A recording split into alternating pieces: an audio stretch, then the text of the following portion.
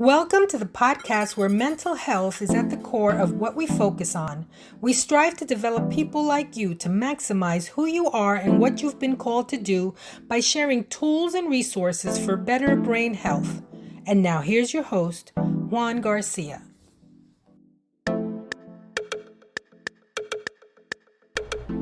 Hey everybody, welcome back to our podcast. Thank you so much for your support. For those of you that are new to our podcast, thank you for joining us. My hope is that whatever we discuss in this podcast, this episode, other series, that it will help you with mental health and peak performance. If you would, please subscribe, like, comment, and share. For those of you returning, continue to share the information. We are hoping that this helps as many people as we can reach so that people are just more mindful of their mental health and peak performance. And we have healthier people, healthier families, healthier communities, healthier society. This episode is brought to you by our online store where you can get merch like this hoodie right here and other merchandise that we have available to you. If you wouldn't mind partnering with us to spread this great message of mental health and peak performance, you can do that. The link will be in the description below, and I thank you in advance for your support. Now, let's get to the topic. We have been talking about false beliefs. And if you didn't know, I wrote a book entitled, I Said to Myself, False Beliefs That Won't Let Me Breathe. That's right. I share 7 false beliefs that were not letting me breathe. And once I was able to realize how they were affecting my belief system, which then influenced my emotions and also led to behavior that was not healthy, I was able to be transformed and make better decisions because of false beliefs. That's why this series is so near and dear to my heart, and my hope and prayer is that it will help you as well in the journey that you're in. So we've been talking about the different aspects of what a false belief is, obviously starting with the fact that it is a belief. So in order for a false belief to be false, it has to first be a belief that seems true, or at least some of it can be true. But when you have that 1% or that 0.00597% of it to be false, then it makes the whole belief false. So I want to share with you the different elements that I have discovered that can help you identify what that belief is based on, whether it's true, whether it's false, or it's just not accurate, and the importance of changing the belief so that it affects our mind in a positive way, our emotions in a positive way, and our behavior, because our belief system directly affects our thinking, our feeling, and behaving. And behaving is what gets us in trouble. If it's in here, okay, it may not be healthy for us, but at least it's in there. If it's in here, we start to get desperate because it needs an outlet. When thought processes go into your emotions and you don't have a good outlet to either talk to someone about it, to process, or to even say what it is, it's ultimately going to get us in trouble, which is where our behavior comes in. We act out, we do things, we say things, and that's what I'm trying to help you in your journey. So we discussed 5 elements that are the basis of our belief system, meaning that's what pushes our belief system. That's what influences our belief system. And we started last episode with the first 2, which is starting off with belief, right? We want to be able to identify what belief it is. And then the second element that we covered briefly is core beliefs. Every belief that we have, every belief that we subscribe to, have core beliefs to support it. They are the evidence, if you will, that sustain, that say or substantiate rather, this is an actual belief based on these core beliefs. They surround the belief to say, yes, you are true. Yes, you are true. Now, what happens is in the midst of that, we believe it to be true. We behave in ways, and we don't even realize maybe that belief is not true after all. Because just because we have a belief doesn't make it true, accurate, or real. It's a belief. It's something that we believe. And, in the world we live in, we don't want people to tell us that we're wrong. We don't want people to tell us that our belief is wrong. So we go on believing that belief, and we live our lives, we make decisions, we determine things based on that belief, and maybe that belief is not true. Maybe that belief is not accurate. Maybe that belief is false. And I'll give you an example just to help you along the way. I don't want to sound cynical. I don't want to sound as if I'm creating some thought process that is obscured. No. The bottom line is, everything we do in life is based on our belief system. The question is everything that we're believing accurate or true? Mainly what we are believing about ourselves. Is everything that we believe about ourselves true? And here's an example that I want to share with you real quick, because I think it's a simple example that can be the basis of what we're trying to explain here. All right, here's the example. Here's a belief. I have to be right. That's a belief. I have to be right. So using the first two elements that we used in the previous episode, we would say that's the belief. I have to be right. The core beliefs can be things like, I am right. If I am wrong, I'm stupid. I hate being or feeling like I'm stupid. People may think that I am stupid if I'm wrong.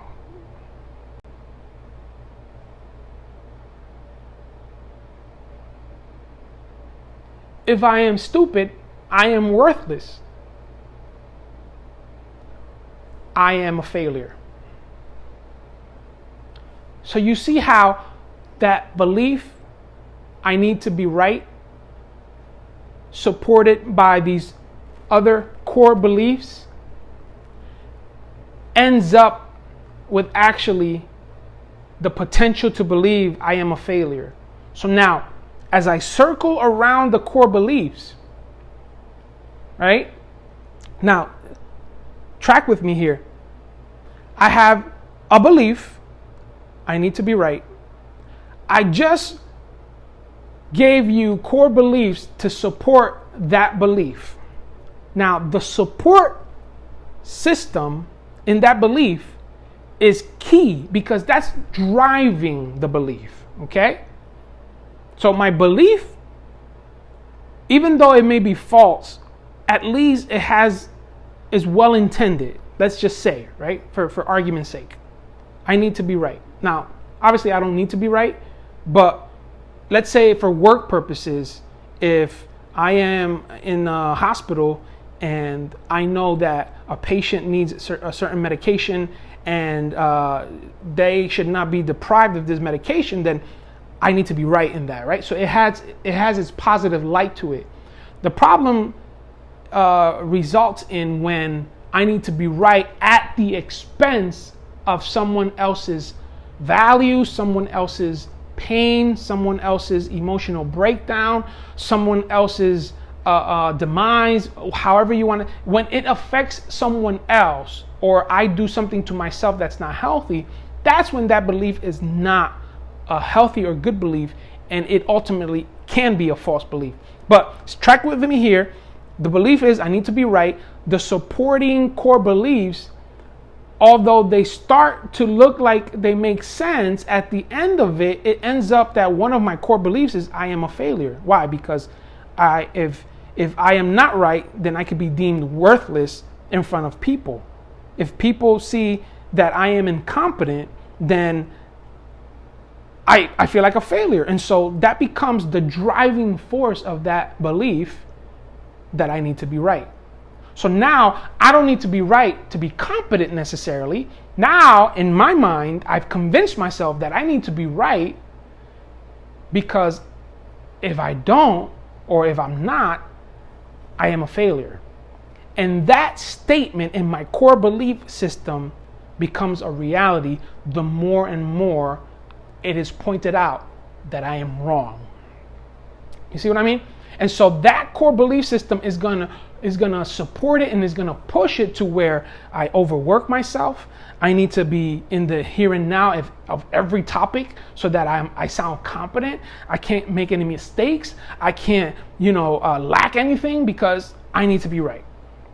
So it becomes unhealthy, and I'm driving myself to a place based on false beliefs. This belief that I have to be for the need to be right now is supported by these core beliefs that are not healthy. And so the third element of this whole process is our emotions. So now our emotions get involved. It's just not a concept now. Our emotions get involved. And as you well know, those of you that have been following and subscribing to our channel, I am a follower of Jesus Christ, and the Bible says that the heart is deceitful and wicked. Who can understand it? Meaning, our emotions play tricks on us.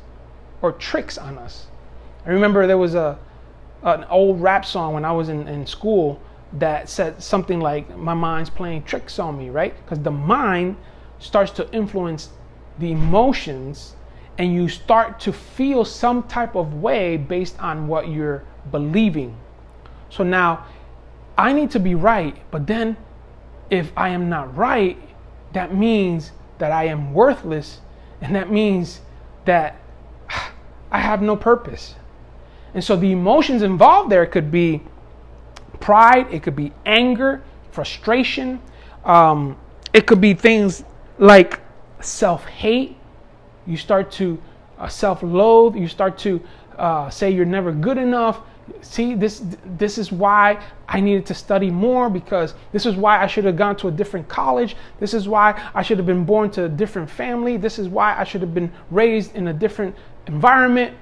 All of these things start to emote. And emotions is a place where in our society, we don't look at it in a healthy way. Specifically, when it comes to gender, society says men should not cry, right? Big boys don't cry. And then it is suggested, now this is not what I'm saying, this is what is suggested in society, that females are more sensitive, that they are more in tune with their emotions, that they are more emotional than men, which is not true. Physiologically and biologically, men and women both have emotions, and they have the same amount of emotions. The way we process is different, but it doesn't mean that women are more emotional than men. It just means that maybe one would emote more than the other, but that has not really anything to do with gender. It just has to do with either the way we process, introvert versus extrovert, or it has to do with our upbringing, our environment, different reasons, but it's not a gender specific issue. We're both emotional beings. We have emotions. So some of us suppress them, some of us exert ourselves in it, but we need to process this third element that drives our belief system, because a lot of our false beliefs are based on this third element that we kind of camp out in. We hang out here. We pitch a tent and we say, I'm going to be angry, and or I'm going to self-hate myself, and I'm going to prove myself to people that I am not stupid. I am not a moron. I know my stuff. I studied. I went to such and such school. I grew up with such and such parents, and we were such and such status, etc. This is where we camp out. And for the majority of our lives, I would say, we live based on this emotional a cycle or element of this belief system that we're talking about. So we have the belief, which is the core.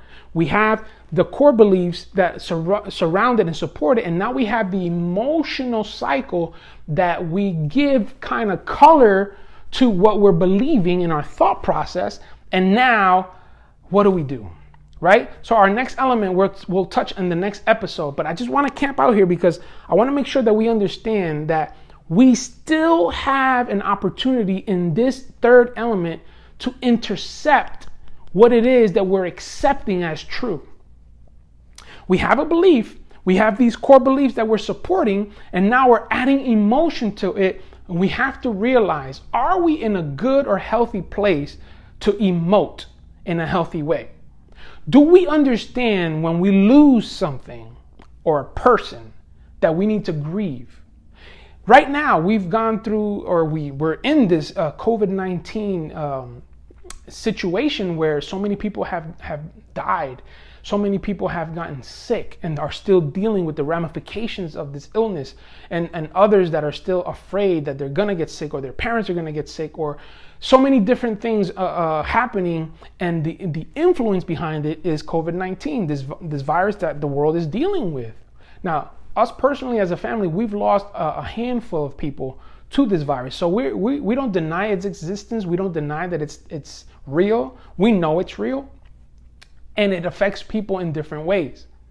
Now, I say that because based on what we're living, our reality today, people have had loss of people, loss of jobs, loss of freedom. You're stuck at home. You can't go to an office and it be a scenario of detachment from the mundane or the home. Some people prefer the commute. They listen to audiobooks or podcasts like this one.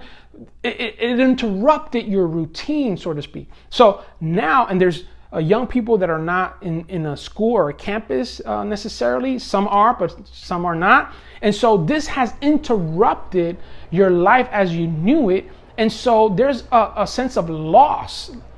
And you have to identify what that loss is and grieve and accept the feeling that is attached to that and say, man, I feel sad. This is not good. This is not cool. And accept it. What I don't want you to do is to stay there, hang out there longer than you need to. This is where we can make a huge improvement in our lives. When we look at our emotions and we allow ourselves to emote in a healthy way, to feel. Depending on your upbringing, you probably were taught, don't cry, don't cry. We don't talk about our personal problems. Oh, don't worry about it. Don't worry about it. It's okay. It's going to be okay. And sometimes, you know what the reality is? It's not going to be okay. Evil exists. We experience hurricanes. We experience earthquakes. We experience viruses. We experience loss, death. So if you were raised or brought up hearing this phrase, it's going to be okay, it's going to be okay. I'm here to tell you, life sometimes doesn't give us what we want. Things don't always go our way. So it's not always going to be okay. But you can be okay with knowing that things are not always going to be okay. Things are not always going to work in your favor. That job that you prepared for, that you studied in school for, that you qualify for, you did an internship and you still didn't get, that's life. I'm here to break it to you because we are living in a time where people are emotionally illiterate. That's why this whole emotional intelligence concept is tracking now with so many people, because we realize as a society and as a culture that we don't really understand how our emotions play a role in everything that we do. So we need to be mindful of our belief system and how it works.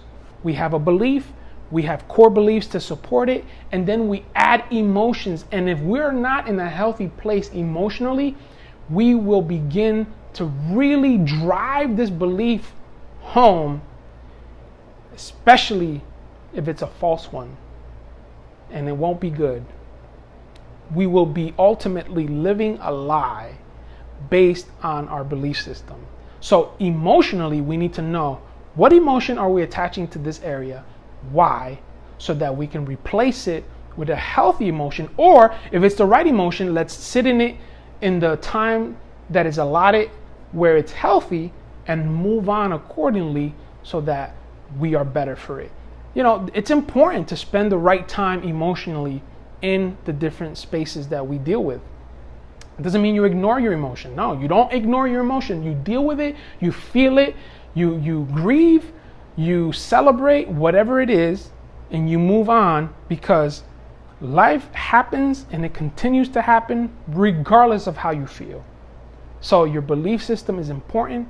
As long as you're believing the right things, you're believing truth, and you're allowing your emotions to be healthy in moving you forward to make that belief a reality in your life. So I'm going to stop there. There's so much to cover in this topic. Don't forget, you can still pick up my book, I Said to Myself, False Beliefs That Don't or Won't Let Me Breathe. You can pick it up any store that you get your books. And I'm doing some giveaways. If you partner with us, the link is in the description box below. Partner with us, you'll receive some material. We want to put things in your hand that are tangible, things that can help you. And also, we want you to get cool stuff like this so you can represent us wherever you go, and people see you and like, what is that? Mind yours. You let them know it's about mental health. We want to help people mind yours. Mind your mental health. Make sure that you're taking care of yourself so that you can live a successful life. Thank you so much for your support, for your partnership. We are excited to share this information with you, and we will see you on the next episode. Thank you for tuning into our podcast. For more information, visit our website at juangarciaenterprises.com. Our host, Juan Garcia, is available for speaking, coaching, and one-on-one counseling. You can email us at info@juangarciaenterprises.com. Until next time, remember, we only have one mind, so mind yours.